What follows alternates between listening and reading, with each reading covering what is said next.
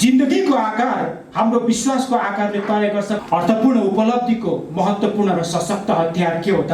यो belief system. साना साना झड्कामे हामी हताश खायौँ भने, अरूले भनेको कुरा नै सुनेर हामी डरायौँ भने, आफूले आफूलाई विश्वास गर्न छोड्यौँ भने, डगमगायौँ भने के होला? जिन्दगी फेरि रूपान्तरण होला।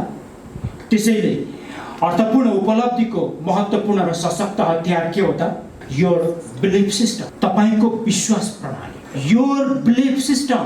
तपाईँ लेभल 1 र 2 को सहभागी महानुभावहरू 4 हप्ता अगाडि एचबीके पब्लिक स्पिकिङको डे 1 मा आउनुभयो। एउटा विश्वासले आइपुग्नु भयो। कतिले विश्वास गर्न सकेनन्, आउँदै आएनन्। तपाईँ हर दिन आउनुभयो, सिस्टम फलो गर्नुभयो। र विश्वासले के गर्छ त? हामीलाई कुनै पनि कुरा उपलब्धि गर्नको लागि अपार शक्ति दिन्छ।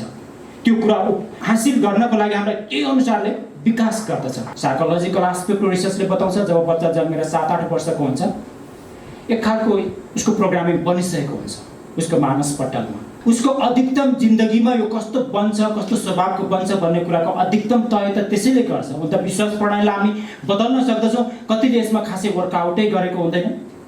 र एक किसिमले हाम्रो विश्वास प्रणाली बनेको छ। एरोप्लेनको अटो पाइलट फिचर जस्तो यो अलरेडी प्रोग्राम छ। You are already programmed. र त्यसैको आधारमा तपाईँ कुनै कुरालाई सही भन्ने, कुनै कुरालाई गलत भन्ने, कुनै कुरालाई स्वीकार्ने, कुनै कुरामा तर्क वितर्क गर्ने अथवा नगर्ने त्यसले तय गरेको हो नि त। सत्य व्यक्ति अनुसार कहिलेकाहीँ फरक हुन्छ। त्यही पुस्तक पढ्दा कसैले के बुझ्छन्, कसैले के बुझ्छन्। यही सेमिनारमा कसैले के डिसिजन गर्छन्, कसैले के डिसिजन गर्नुहुन्छ। यो केले फरक पार्छ भन्नु त? आजको सेमिनारले होइन, उहाँको विश्वास प्रणालीसँग भएको सम्बन्धको कारणले फरक हुन थाल्दछ। त्यही समस्यामा कोही मान्छे इतिहास रच्छन्। विश्वास प्रणाली, आवर बिलिफ सिस्टम महत्त्वपूर्ण कुरा हो।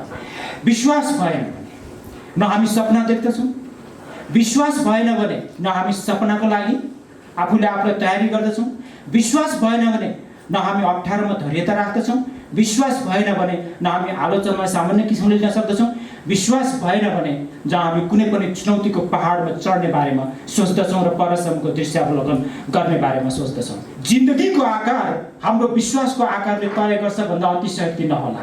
हामी सबैको जिन्दगीको एउटा आफ्नो आफ्नो आकार छ, एउटा स्टाइल छ जिउने। र यो केले तय गरेको भन्ने त? हाम्रो विश्वास प्रणालीले तय गरेको।